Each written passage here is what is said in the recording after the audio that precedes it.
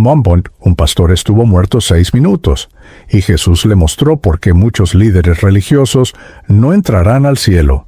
Lo que vio del otro lado destruyó todo lo que creía sobre el ministerio. Samuel Ortega nunca imaginó que su vida terminaría y comenzaría de nuevo en la misma sala de operaciones del Memorial Hermann Hospital en Houston, Texas.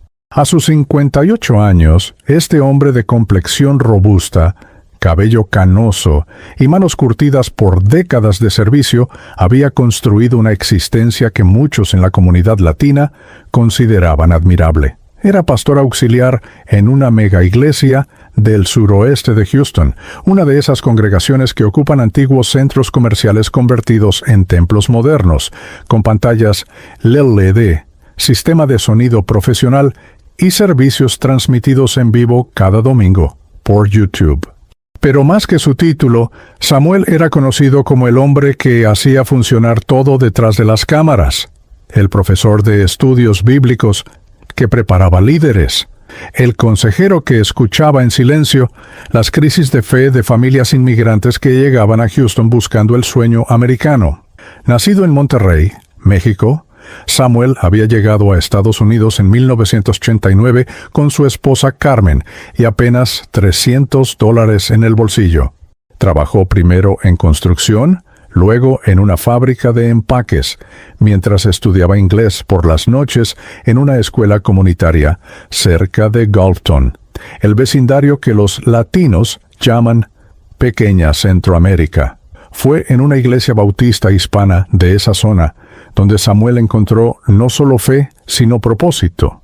El pastor de entonces, un salvadoreño llamado Hermano Julio, vio en él algo especial, una mente analítica, hambre por las Escrituras y una capacidad natural para enseñar que convertía pasajes complejos en lecciones prácticas para gente trabajadora que apenas tenía tiempo de abrir la Biblia entre turnos dobles. Durante 30 años, Samuel sirvió fielmente. Enseñó cientos de clases bíblicas en sótanos de iglesias, hogares latinos decorados con imágenes de la Virgen de Guadalupe que las abuelitas no se atrevían a quitar completamente, y más tarde, en salones alquilados donde congregaciones en crecimiento soñaban con tener edificio propio. Vio iglesias nacer, crecer, dividirse. Conoció pastores humildes que lloraban por sus ovejas y pastores ambiciosos que contaban ofrendas con más emoción que la que mostraban predicando. Organizó retiros espirituales, campañas de ayuda para familias deportadas, estudios bíblicos para hombres latinos que trabajaban en refinerías y regresaban a casa oliendo a petróleo y cansancio. Sus 3 hijos crecieron en los pasillos de diferentes templos. Daniela, la mayor, ahora enfermera, Miguel, trabajando en tecnología, y Sofía, la pequeña, estudiando para maestra. Pero algo comenzó a cambiar en Samuel alrededor de 2015. La iglesia donde servía como pastor auxiliar había experimentado un crecimiento explosivo bajo el liderazgo del pastor principal, un carismático predicador venezolano llamado Jonathan Maldonado, conocido por sus trajes impecables, su Rolex y su habilidad para llenar auditorios con mensajes de prosperidad adaptados perfectamente a la mentalidad inmigrante. Dios no te trajo a América para que sigas siendo pobre. Tu sacrificio merece la bendición de Dios. Siembra tu mejor semilla financiera y Dios multiplicará tu cosecha. Cará, tu dando y... La congregación pasó de 200 a casi 3,000 miembros en 5 años. Las transmisiones en línea alcanzaban decenas de miles de visualizaciones.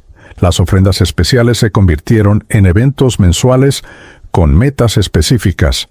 $50,000 para equipos nuevos, $100,000 para expansión, $200,000 para la visión profética del pastor. Samuel observaba todo desde su posición privilegiada en el liderazgo interno. Veía familias latinas, muchas de ellas ganando salario mínimo, limpiando oficinas o trabajando en restaurantes, entregando cheques completos de $500,000 en noches de milagros financieros, convencidas de que Dios les devolvería el triple. Conocía personalmente a la hermana Rocío, una mujer guatemalteca de 50 años que limpiaba casas 6 días a la semana y que entregó los ahorros destinados a la cirugía de su esposo diabético porque el pastor profetizó que Dios haría un milagro mayor si ella demostraba fe radical. El esposo murió 8 meses después esperando ese milagro. Cuando Rocío, destrozada, pidió consejo pastoral, fue derivada a Samuel, porque el pastor Maldonado estaba muy ocupado con compromisos ministeriales fuera del estado. Había más. Samuel participaba en reuniones de liderazgo donde se discutían estrategias de marketing, más que de discipulado, donde se analizaban métricas de crecimiento con la frialdad de una corporación, donde se tomaban decisiones sobre quién podía servir basándose no en carácter, sino en cuánto diezmaban. Presenció cómo una joven líder de alabanza fue silenciada cuando denunció acoso por parte de un pastor asociado influyente, porque procesar esto públicamente dañaría el testimonio de la iglesia. Vio cómo se utilizaba el miedo al infierno y la manipulación emocional para mantener control sobre los miembros, especialmente sobre los más vulnerables. Madres solteras latinas, ancianos con pensiones mínimas, jóvenes indocumentados aterrorizados por la deportación que buscaban en la iglesia, el único espacio seguro que conocían. Lo que más perturbaba a Samuel era la cultura del silencio. En el mundo evangélico latino existe una tradición profundamente arraigada de no cuestionar a los líderes espirituales. No toques al ungido de Dios. Era la frase que sellaba cualquier inquietud legítima. Confrontar a un pastor, incluso con evidencia de comportamiento antibíblico, se consideraba rebelión espiritual, una invitación a la maldición divina. Samuel había crecido en esa cultura. Su propia madre, una mujer de fe profunda en Monterrey, le había enseñado que los pastores tenían una unción especial, una protección divina que los hacía intocables. Cuestionar su autoridad era como cuestionar a Dios mismo. Entonces, Samuel vivía en un conflicto desgarrador. Por un lado, su conocimiento bíblico le gritaba que algo estaba profundamente mal, que el ministerio se había convertido en un negocio disfrazado de espiritualidad, que se estaba usando el nombre de Cristo para construir imperios personales, mientras las ovejas quedaban heridas, confundidas, endeudadas y espiritualmente vacías. Por otro lado, enfrentaba el peso aplastante de décadas de condicionamiento cultural, el miedo a ser etiquetado como rebelde, divisivo o incluso usado por el diablo para atacar la obra de Dios. Había visto lo que les pasaba a quienes se atrevían a hablar. Eran marginados, difamados, perdían amistades de décadas, eran advertidos públicamente desde el púlpito como ejemplos de lo que sucede cuando pierdes la cobertura espiritual. Durante años, Samuel eligió el silencio incómodo. Seguía enseñando sus clases bíblicas con integridad, aconsejando a las personas con honestidad, pero sin confrontar abiertamente el sistema. Se decía a sí mismo que estaba siendo sabio, estratégico, que podía hacer más bien desde adentro que desde afuera. Pero las noches eran largas. Carmen lo encontraba despierto pasadas las 2 de la madrugada, sentado en la sala de su modesto apartamento en Sharpstown, con la Biblia abierta en Ezequiel 34, el capítulo donde Dios confronta a los pastores de Israel por alimentarse a sí mismos en lugar de alimentar al rebaño. ¿Qué hago, Carmen?, le preguntaba en susurros para no despertar a Sofía. Si hablo, destruyo todo lo que hemos construido aquí. Si callo, ¿cómo respondo ante Dios? En febrero de 2021, el corazón de Samuel comenzó a fallar literalmente. Años de estrés, una dieta descuidada típica de alguien que prioriza el ministerio sobre la salud, y una predisposición genética a problemas cardíacos lo llevaron al consultorio del Dr. Ramírez, un cardiólogo mexicano-americano del Texas Medical Center. Los estudios revelaron arterias severamente bloqueadas. La cirugía de bypass era inevitable y urgente. Samuel la programó para el 18 de marzo, justo después de Semana Santa, porque no quería perderse las actividades especiales de la iglesia. Irónico, Pensaría después, casi muere por no querer faltar al ministerio que lo estaba matando espiritualmente. La mañana de la cirugía, Carmen lo acompañó al hospital junto con Daniela. Miguel y Sofía llegarían después del trabajo. Antes de entrar al quirófano, Samuel hizo algo inusual. Le pidió a Carmen que grabara un mensaje de voz en su teléfono, un pumpcus por si acaso. En esa grabación de 3 minutos, con voz temblorosa, Samuel habló de su amor por su familia, agradeció sus años de ministerio y añadió algo extraño. Si no salgo de esta, quiero que sepan que estuve viviendo con una contradicción que me está matando por dentro. Hay cosas que debí haber dicho, y no dije. Perdónenme por mi cobardía. Carmen lloró y le dijo que no hablara así, que todo saldría bien. Pero algo en los ojos de Samuel esa mañana sugería que él sabía que algo más grande estaba por suceder. Algo que cambiaría no solo su vida, sino su comprensión completa de lo que significa servir a Dios. La cirugía de Samuel Ortega estaba programada para las 9 de la mañana del 18 de marzo de 2021 en el Memorial Hermann Hospital, uno de los centros médicos más reconocidos del Texas Medical Center en Houston. El equipo quirúrgico, liderado por el Dr. Michael Chen, un cirujano cardiovascular con más de 20 años de experiencia, consideraba el procedimiento como rutinario dentro de los estándares de complejidad, un bypass cuádruple para revascularizar arterias coronarias severamente obstruidas. Carmen y Daniela esperaban en la sala de familiares del 6º piso, ese espacio impersonal con sillas incómodas, máquinas expendedoras y un televisor que nadie mira realmente, donde las familias latinas rezan rosarios y las familias evangélicas citan salmos en voz baja mientras el tiempo se arrastra con una lentitud insoportable. El procedimiento comenzó sin complicaciones aparentes. Según el registro quirúrgico detallado, que posteriormente Samuel solicitaría como parte de su testimonio verificable, el Dr. Mark Chen realizó la esternotomía mediana, abriendo el esternón de Samuel con precisión milimétrica. El corazón fue detenido temporalmente utilizando una solución cardioplégica fría, mientras la máquina de circulación extracorpórea asumía la función de bombear sangre oxigenada al resto del cuerpo. Es un procedimiento que desafía la intuición. El paciente está técnicamente muerto durante horas, su corazón inmóvil, su vida sostenida enteramente por tecnología, mientras manos humanas reparan lo que décadas de vida han dañado.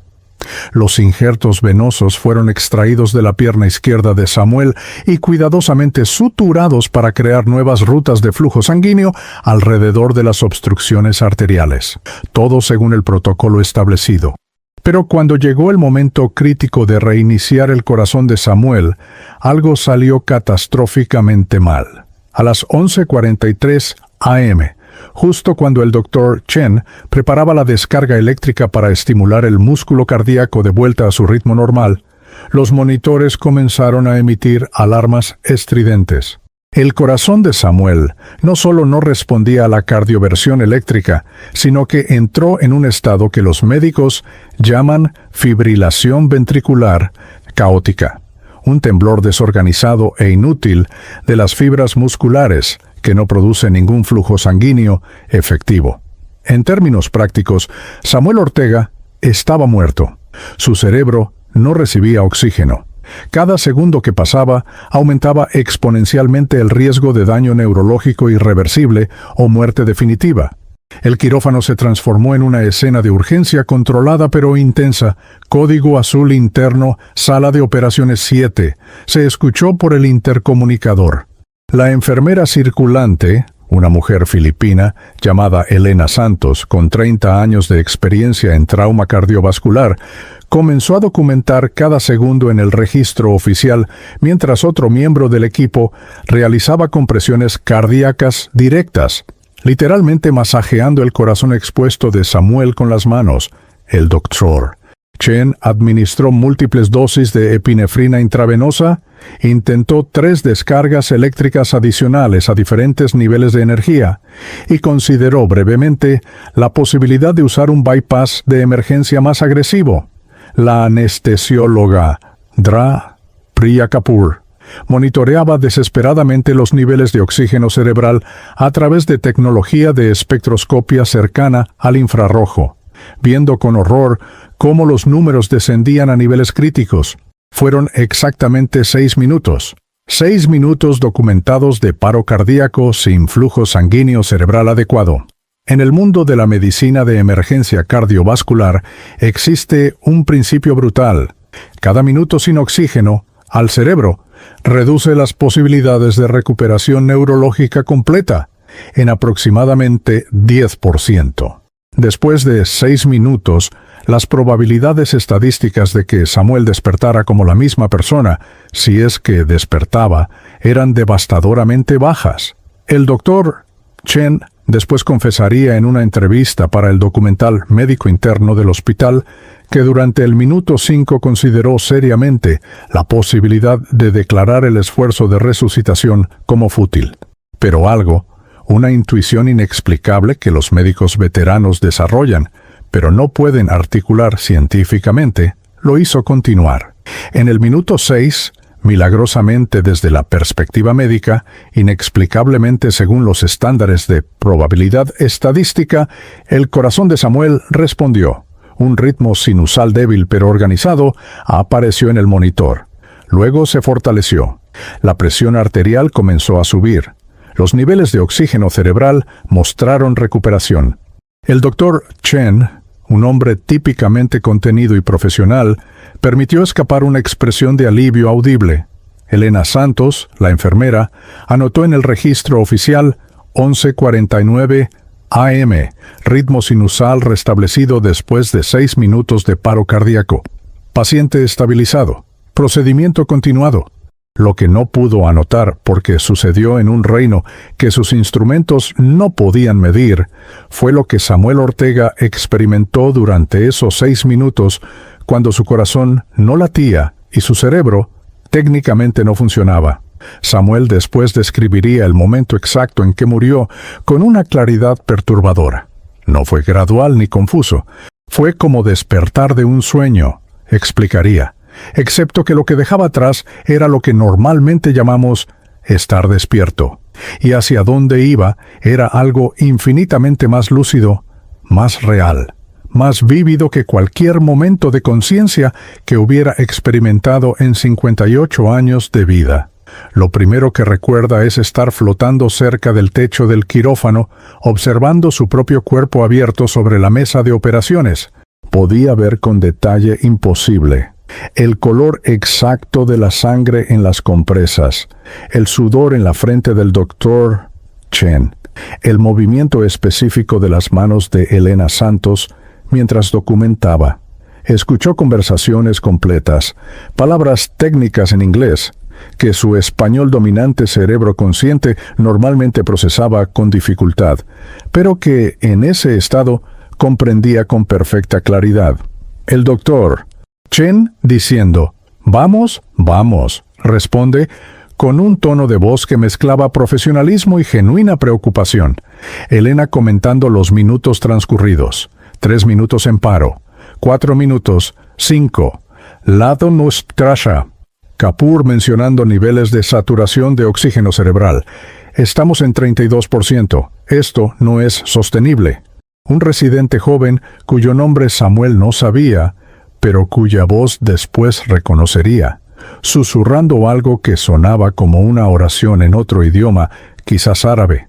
Samuel procesaba todo esto sin pánico, sin miedo, con una curiosidad distante y una calma que más tarde describió como antinatural para alguien observando su propia muerte. Pero Samuel insiste categóricamente en que lo que experimentó no fue una alucinación inducida por anoxia cerebral, el típico argumento que los neurólogos escépticos ofrecen para explicar experiencias cercanas a la muerte. Él había leído suficiente sobre el tema durante sus años de estudio teológico.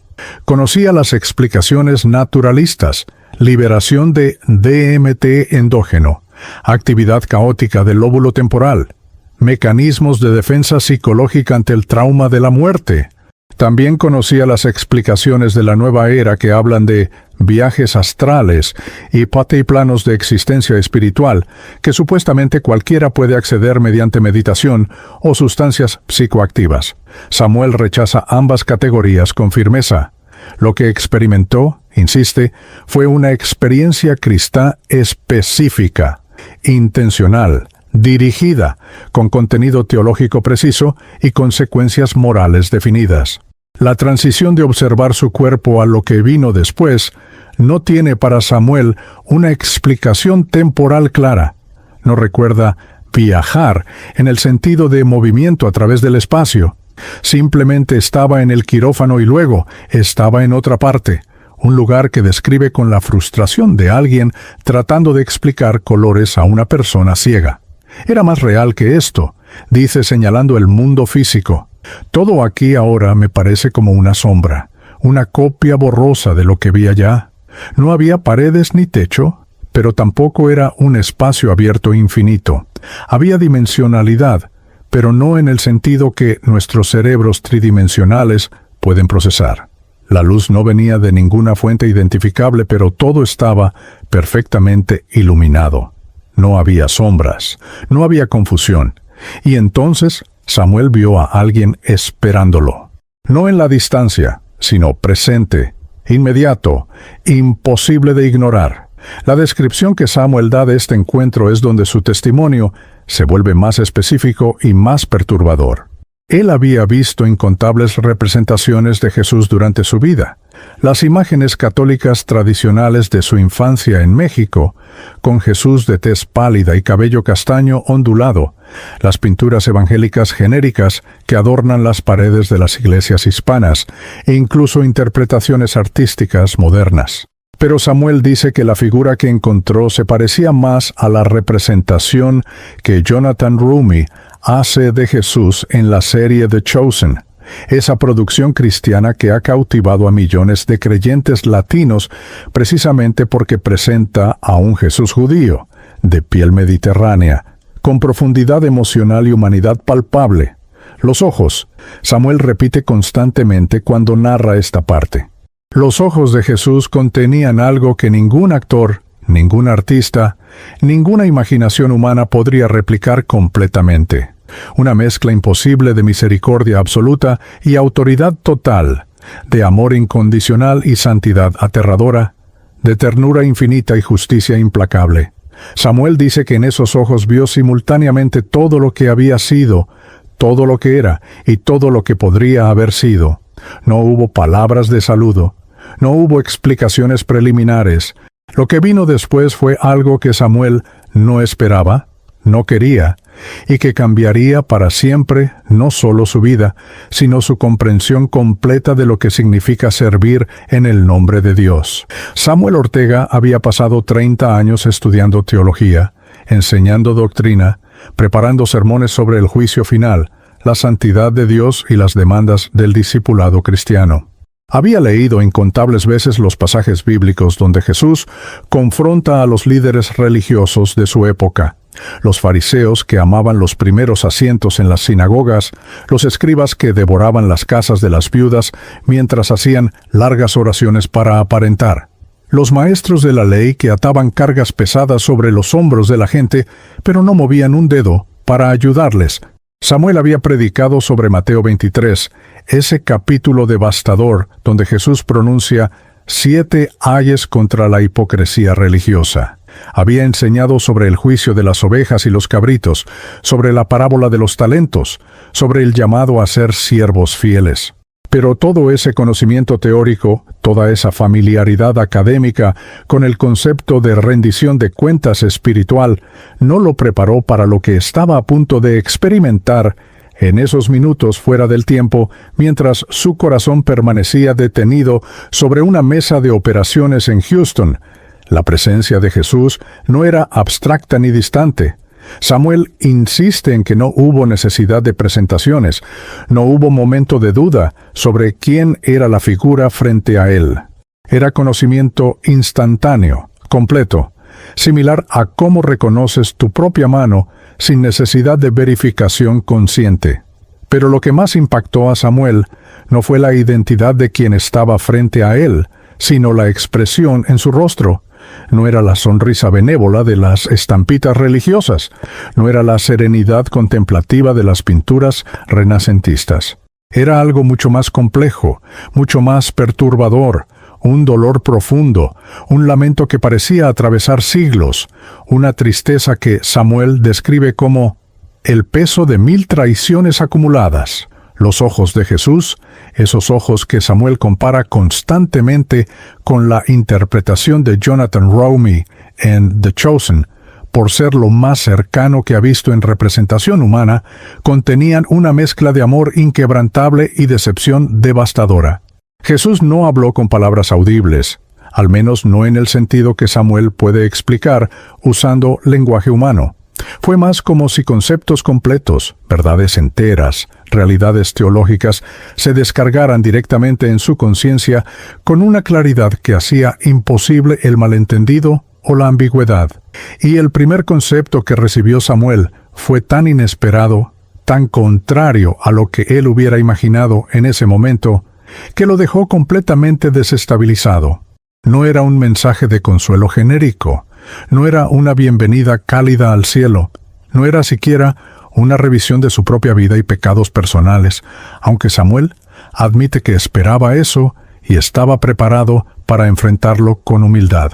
Lo que Jesús le mostró fue algo mucho más grande, mucho más doloroso y mucho más relevante para el conflicto interno que Samuel había estado cargando durante años. La revelación central llegó con una fuerza que Samuel describe como física, aunque su cuerpo físico estaba a kilómetros de distancia en términos de realidad, inerte sobre una mesa de operaciones.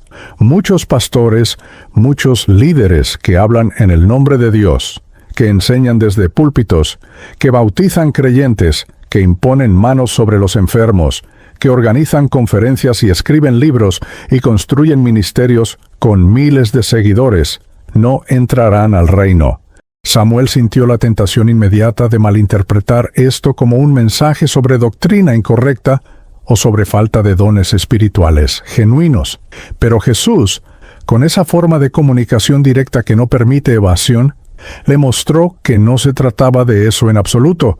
No se trataba de si predicaban calvinismo o arminianismo, si practicaban inmersión o aspersión bautismal, si sus iglesias tenían música contemporánea o himnos tradicionales, si eran carismáticos o cesacionistas.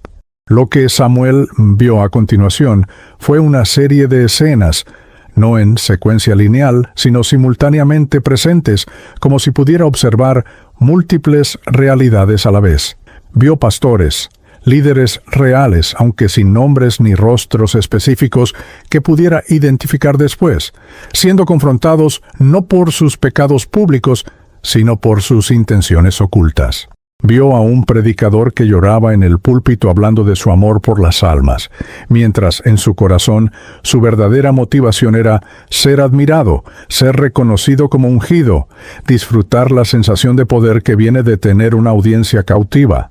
Vio a líderes que conocían perfectamente las Escrituras, que podían citar versículos con precisión asombrosa, pero que habían convertido ese conocimiento en una herramienta de control en lugar de un instrumento de liberación. Vio decisiones conscientes, no errores de ignorancia, donde pastores eligieron proteger su reputación ministerial en lugar de proteger a las víctimas de abuso. Vio el silencio calculado ante la injusticia, cuando hablar hubiera costado posición, influencia o ingresos. Una escena en particular quedó grabada en la memoria de Samuel con una intensidad que lo hace llorar cada vez que la recuerda. Vio a un líder latino, un hombre con todas las apariencias de éxito ministerial, mega iglesia, libros publicados, conferencias internacionales, siendo confrontado por Jesús, no por algún escándalo moral público, sino por algo mucho más sutil y mucho más condenatorio. Este pastor había conocido, en un momento específico de su ministerio, que estaba enseñando algo que sabía que no era verdad sobre la prosperidad financiera.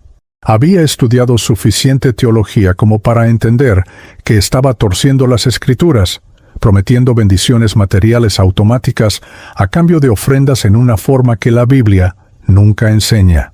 Pero las ofrendas habían aumentado dramáticamente cuando implementó esa enseñanza.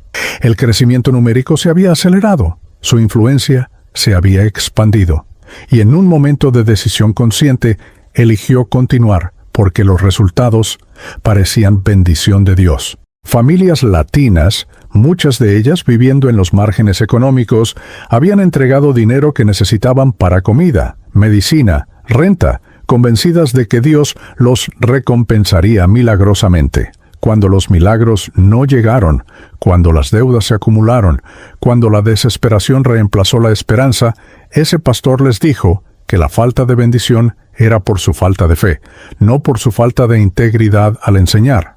Lo que aterrorizó a Samuel en esa escena no fue la ira de Jesús, aunque hubiera sido justificada, sino su lamento. Era como observar a un padre viendo a su hijo destruir deliberadamente algo precioso, sabiendo que las consecuencias serán devastadoras, pero respetando la libertad de elección hasta el final. Jesús no estaba sorprendido. No estaba descubriendo algo que no sabía. Estaba confrontando algo que siempre había sabido, dando al líder la oportunidad final de reconocer la verdad que había estado evadiendo durante años. Y en esa escena, Samuel vio que el pastor no se arrepintió, justificó, racionalizó. Argumentó que sus intenciones eran buenas, que había ayudado a mucha gente, que sus errores eran menores comparados con todo el bien que había hecho. Y Samuel vio, con una claridad que lo horrorizó, que esa justificación era precisamente lo que sellaba su destino. Jesús entonces le mostró a Samuel el criterio real, el estándar por el cual los líderes espirituales serían juzgados. No era el tamaño de sus iglesias, no era cuántos libros habían vendido o cuántos seguidores tenían en redes sociales, no era si habían operado en dones milagrosos genuinos o si habían plantado 20 iglesias. El criterio era devastadoramente simple y aterradoramente exigente. ¿Habían amado genuinamente a las ovejas que Dios les confió?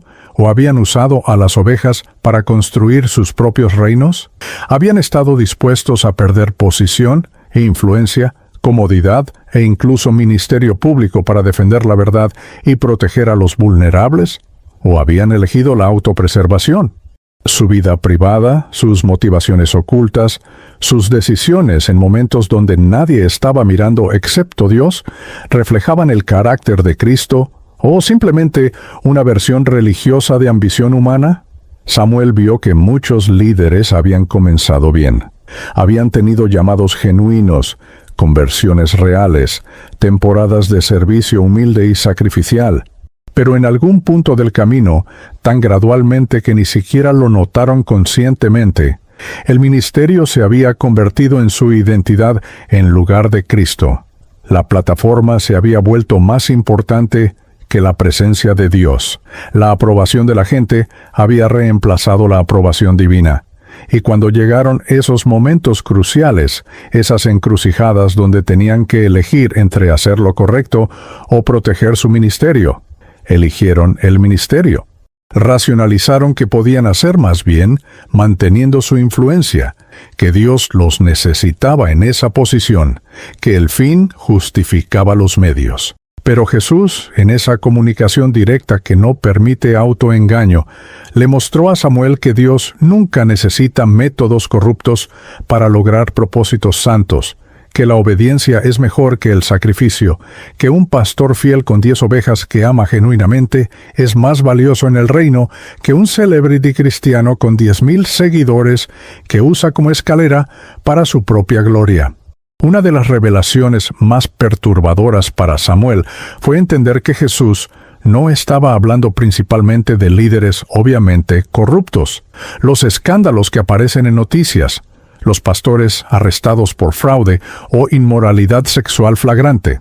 Esos casos, aunque trágicos, eran minorías. Lo que Jesús le mostraba era mucho más común, mucho más aceptado, mucho más normalizado en la cultura cristiana contemporánea, especialmente en el mundo evangélico latino.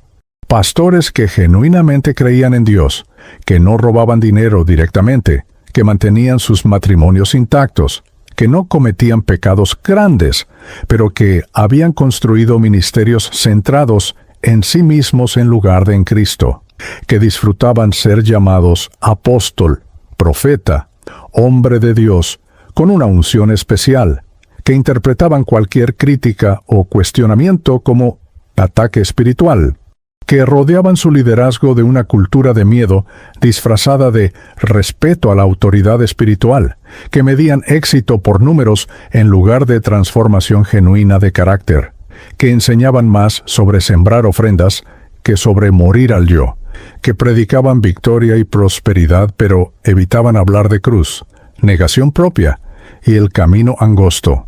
Samuel entonces escuchó, o más bien recibió directamente en su conciencia, palabras que lo perseguirían el resto de su vida. Ellos hablaron en mi nombre, pero no me conocieron. Usaron mi autoridad, pero no reflejaron mi carácter. Construyeron en mi nombre, pero edificaron sus propios reinos. Y cuando tuvieron oportunidad de arrepentirse, cuando mi espíritu les mostró la verdad sobre sus corazones, eligieron defender su ministerio en lugar de rendirse a mi señorío. La tristeza en esa comunicación era palpable, tangible, como un peso físico.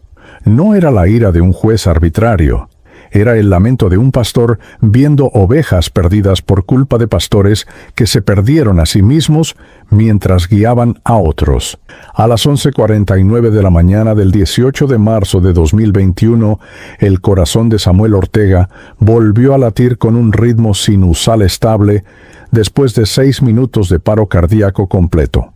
Desde la perspectiva de la sala de operaciones del Memorial Hermann Hospital, lo que siguió fue el protocolo médico estándar para un paciente post-resucitación: monitoreo intensivo de signos vitales, administración de medicamentos para estabilizar el ritmo cardíaco, finalización cuidadosa del procedimiento de bypass, cierre del esternón con alambres quirúrgicos de acero, sutura de tejidos y traslado a la unidad de cuidados intensivos cardiovasculares.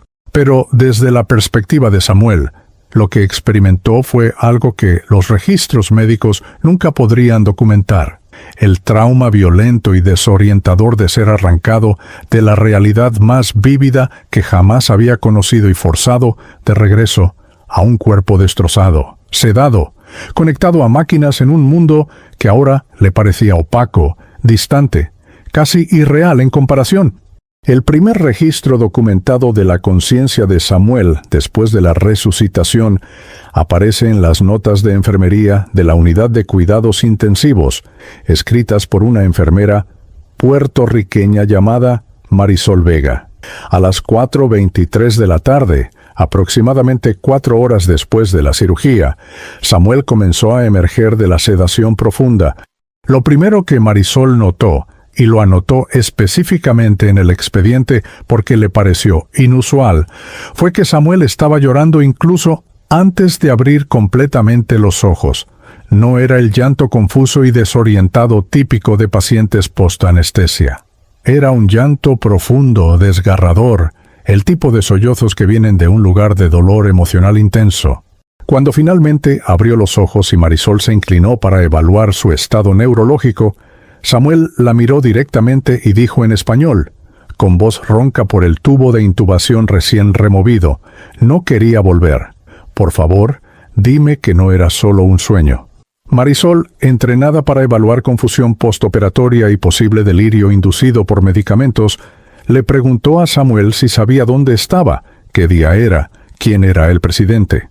Samuel respondió correctamente a todas las preguntas de orientación básica, demostrando que sus funciones cognitivas estaban intactas a pesar de los 6 minutos de paro cardíaco, algo que el doctor Chen después describiría como estadísticamente improbable, pero médicamente documentado. Pero entonces Samuel comenzó a repetir frases que Marisol transcribió textualmente en el expediente, porque le parecieron lo suficientemente coherentes y específicas como para no ser simple delirio. Muchos pastores no van a entrar. Él me lo mostró. La responsabilidad es mayor. Ellos hablaron en su nombre, pero no lo conocieron. Marisol, ella misma católica practicante que había visto suficientes pacientes postoperatorios con experiencias espirituales, no descartó las palabras de Samuel como sin sentido anestésico. En cambio, anotó: paciente orientado en tiempo, espacio y persona. Llanto emocional persistente. Verbaliza experiencia espiritual durante el paro cardíaco.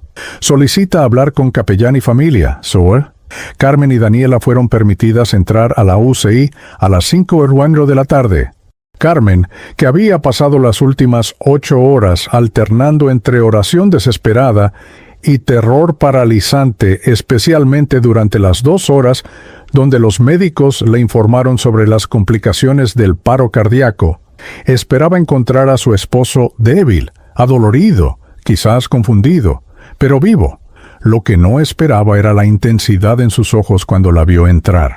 Samuel, todavía conectado a múltiples líneas intravenosas, monitores cardíacos y drenajes quirúrgicos, extendió su mano hacia ella con una urgencia que asustó a Carmen más que tranquilizarla. «Lo vi, Carmen», fueron sus primeras palabras.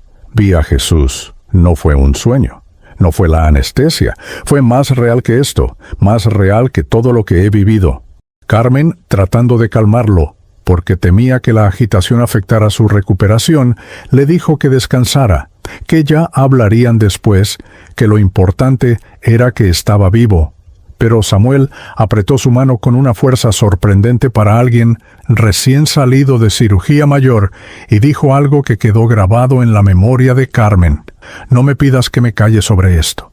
He estado callado demasiado tiempo sobre demasiadas cosas. Dios me devolvió por una razón». Los siguientes 3 días en cuidados intensivos fueron médicamente estables pero emocionalmente caóticos. Samuel se recuperaba físicamente dentro de los parámetros esperados. Su corazón respondía bien a los nuevos injertos. Los niveles de enzimas cardíacas disminuían apropiadamente. No había signos de infección o complicaciones postoperatorias, pero su estado emocional preocupaba al equipo médico. Alternaba entre periodos de llanto silencioso, momentos de oración intensa en voz baja y conversaciones urgentes con Carmen, sus hijos, y eventualmente con el capellán del hospital, un pastor bautista afroamericano llamado Reverendo James Washington, que había trabajado en capellanía hospitalaria durante 20 años y había escuchado incontables testimonios de experiencias cercanas a la muerte. El reverendo Washington pasó casi 2 horas con Samuel el tercer día postoperatorio. Después, en una conversación privada con Carmen que ella consintió fuera incluida en el documental, el reverendo Washington admitió: «He escuchado muchos testimonios de SM. La mayoría son vagos, llenos de clichés religiosos, fácilmente explicables como proyecciones psicológicas de creencias preexistentes. Lo que Samuel describe es diferente, es específico. Es teológicamente coherente, pero no de la manera que uno esperaría si estuviera inventándolo.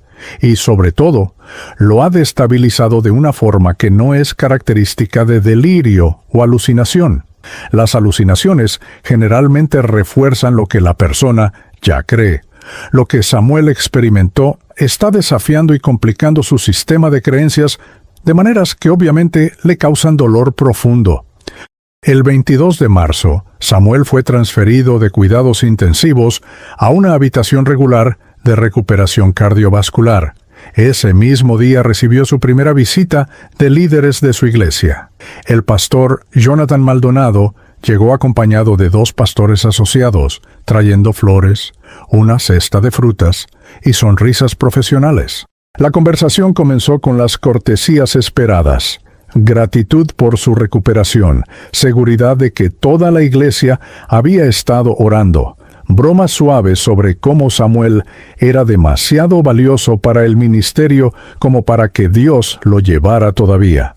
Pero cuando Samuel, todavía vulnerable y emocionalmente crudo, comenzó a compartir detalles de su experiencia durante el paro cardíaco, la atmósfera en la habitación cambió perceptiblemente.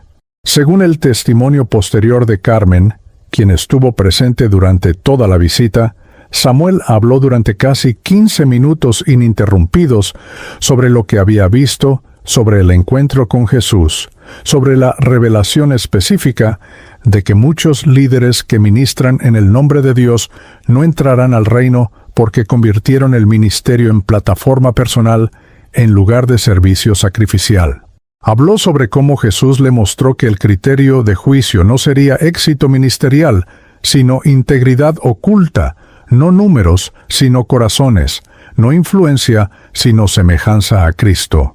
Carmen notó que mientras Samuel hablaba, el pastor Maldonado mantenía una sonrisa educada, pero sus ojos se habían vuelto calculadores, evaluando. Cuando Samuel finalmente terminó, visiblemente agotado, pero también aliviado de haber compartido, esperaba quizás lágrimas, quizás arrepentimiento, quizás al menos una discusión teológica seria sobre las implicaciones de lo que había experimentado. Lo que recibió fue algo completamente diferente.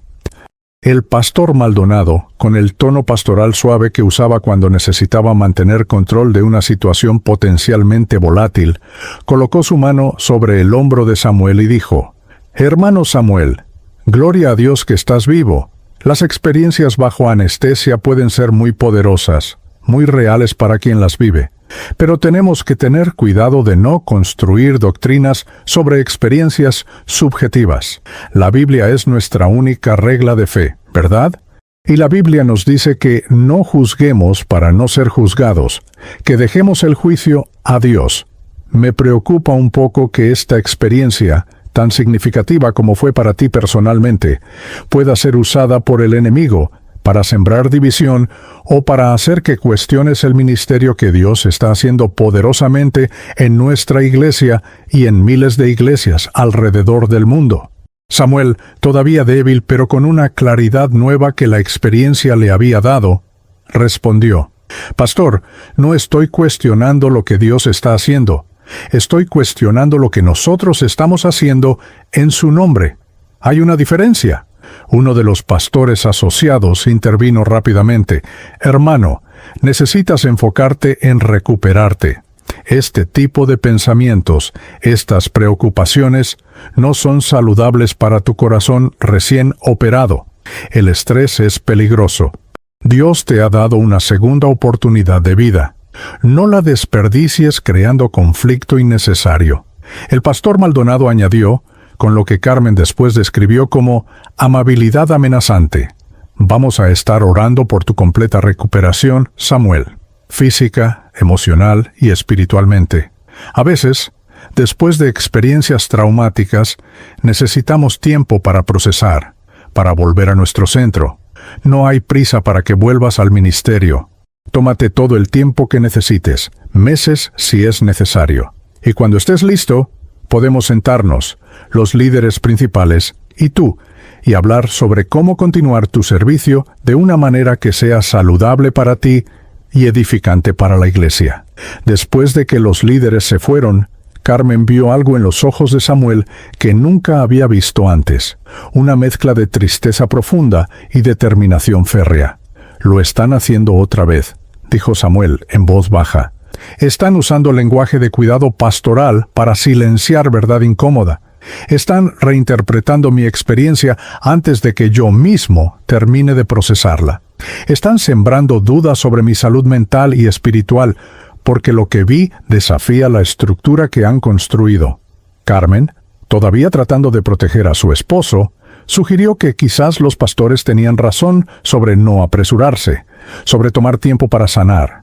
Pero Samuel la interrumpió: «Carmen, durante 30 años he usado esa misma lógica para justificar mi silencio. No es el momento correcto. No tengo toda la información. Puedo hacer más bien desde adentro. ¿Quién soy yo para cuestionar? Acabo de ver el otro lado. Acabo de estar frente a Jesús. Y una de las cosas que entendí con más claridad es que el silencio cómplice ante el abuso espiritual es su propio tipo de traición. Samuel Ortega recibió el alta médica del Memorial Hermann Hospital el 28 de marzo de 2021, exactamente 10 días después de su cirugía y su experiencia de muerte clínica.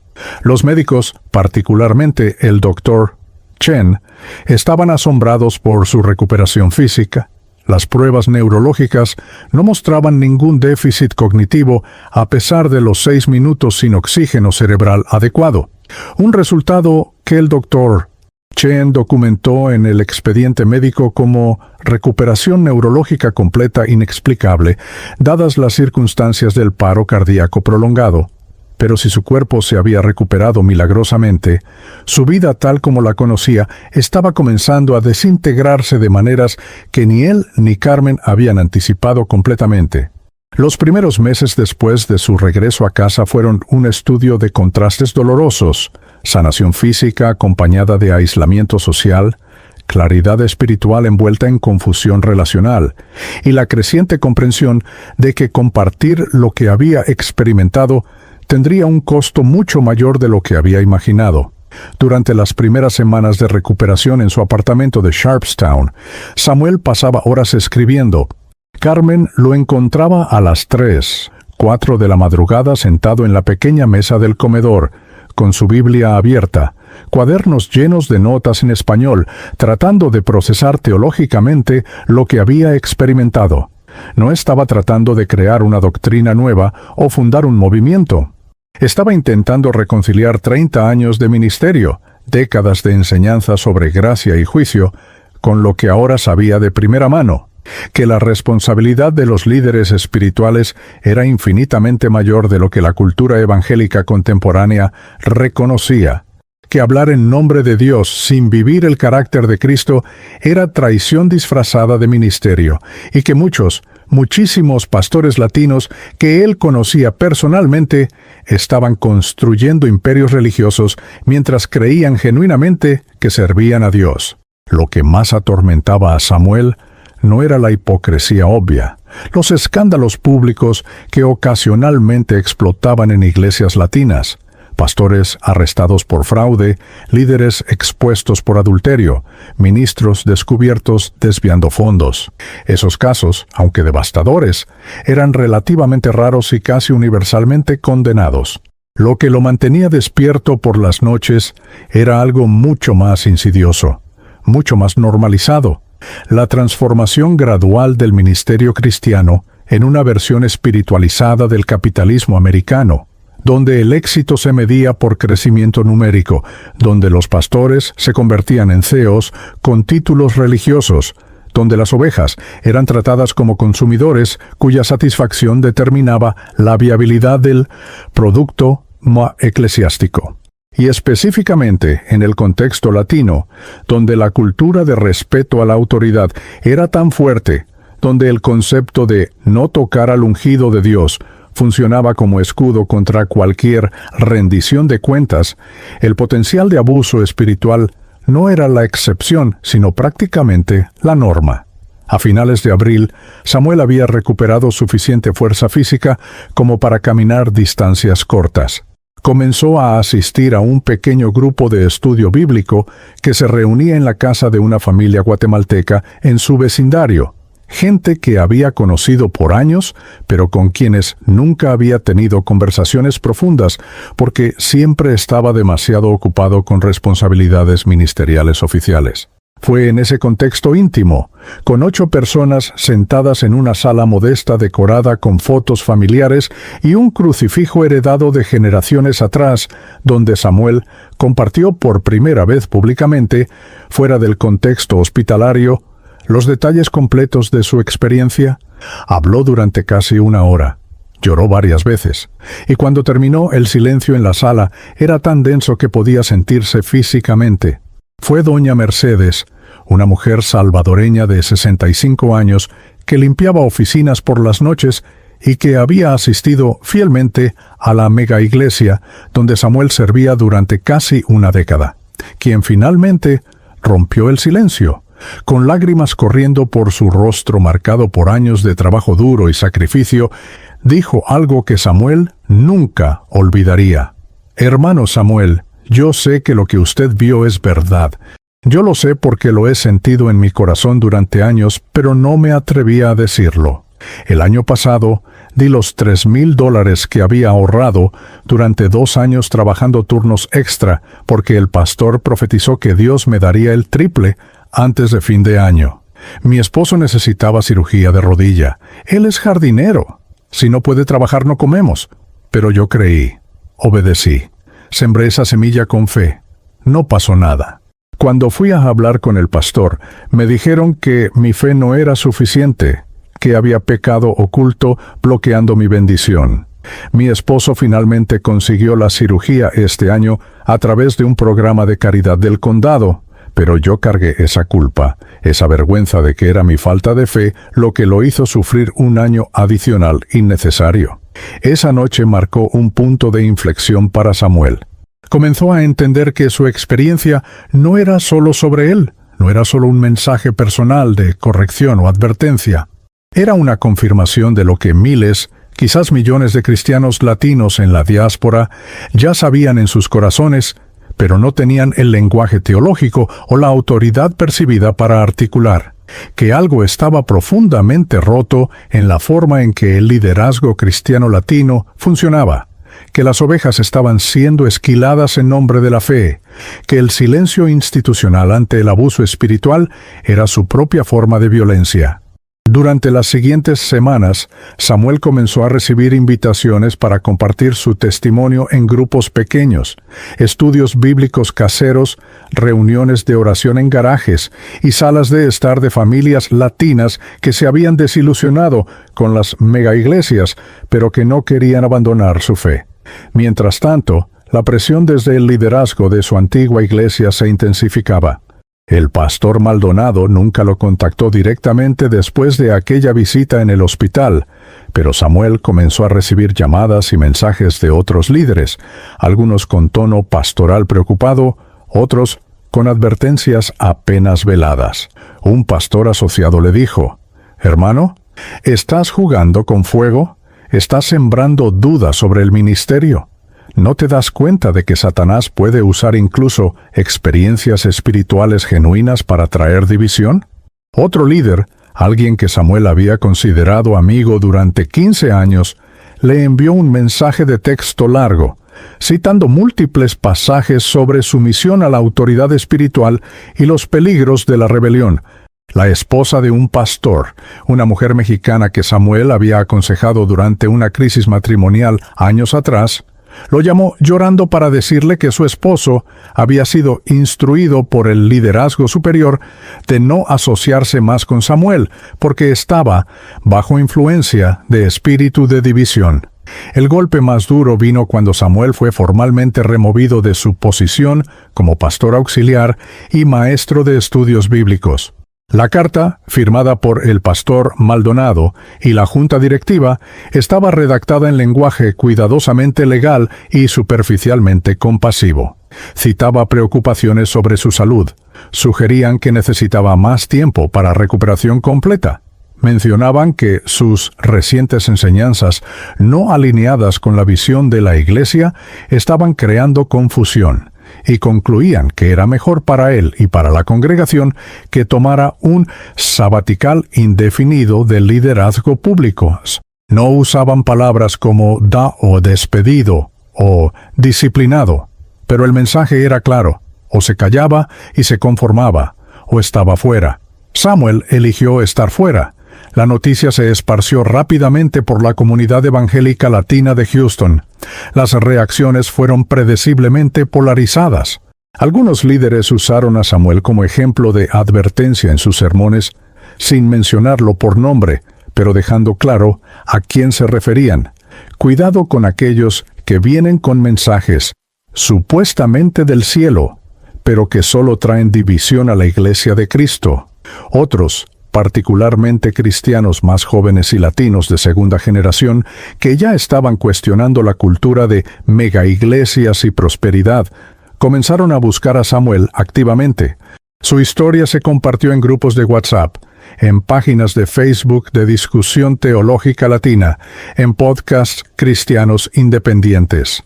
Un teólogo mexicano El doctor Esteban Hernández, profesor de Nuevo Testamento en un seminario en California, contactó a Samuel después de escuchar su testimonio y pasó horas en conversaciones telefónicas analizando teológicamente su experiencia. El doctor Hernández después proporcionaría contexto crucial para el documental. Lo que Samuel experimentó resuena con una tradición profética que hemos perdido casi completamente en el evangelicalismo latino contemporáneo. Los profetas bíblicos, desde Amós hasta Juan el Bautista, consistentemente confrontaron no a los paganos, sino al pueblo de Dios, y específicamente a los líderes religiosos que habían corrompido la adoración verdadera mientras mantenían todas las formas externas de religiosidad. El mensaje de Samuel es incómodo precisamente porque es profético en el sentido bíblico. No predice el futuro, sino que expone el presente. No consuela, sino que confronta. No confirma estructuras de poder, sino que las desafía en nombre de justicia y verdad. Pero Samuel también encontró apoyo inesperado en lugares sorprendentes.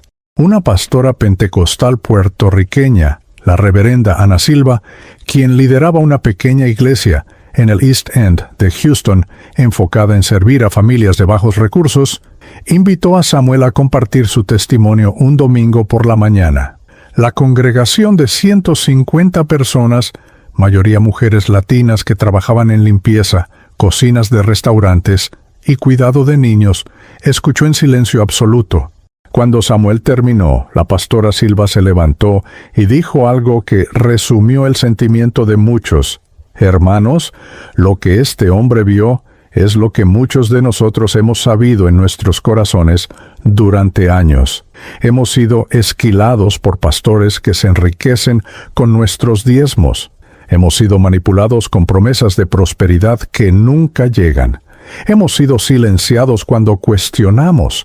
Hemos sido culpados cuando las bendiciones prometidas no se materializan. Y hemos tenido miedo de hablar porque nos dijeron que cuestionar al pastor es cuestionar a Dios. Pero Dios mismo está cuestionando a esos pastores y está levantando voces como la de Samuel para decir lo que el liderazgo corrupto no quiere que se diga: que habrá juicio, que habrá rendición de cuentas, y que hablar en nombre de Dios mientras se vive para uno mismo es el pecado más grave de todos. En los meses siguientes, Samuel desarrolló lo que él llamaba un ministerio de márgenes. No fundó una iglesia, no creó una organización, no monetizó su testimonio, aunque recibió múltiples ofertas de plataformas cristianas dispuestas a pagar por su historia si la presentaba de cierta manera. En cambio, aceptaba invitaciones para hablar en contextos pequeños, íntimos, grupos de hombres latinos luchando con adicción en programas de recuperación, reuniones de mujeres inmigrantes en centros comunitarios, estudios bíblicos en hogares de familias que habían dejado mega iglesias heridas y desilusionadas. Nunca cobraba. Cuando le ofrecían ofrendas, las rechazaba o pedía que fueran donadas directamente a familias necesitadas en la comunidad.